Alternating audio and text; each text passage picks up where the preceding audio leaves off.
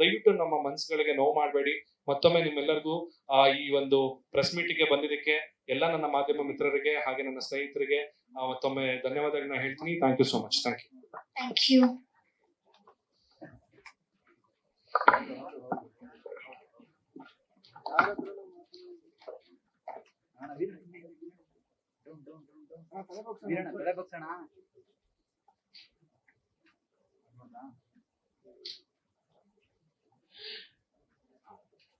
ದಯವಿಟ್ಟು ನಮ್ಮ ಮನಸ್ಸುಗಳಿಗೆ ನೋವು ಮಾಡಬೇಡಿ.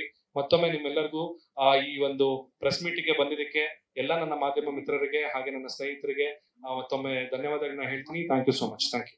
Thank you.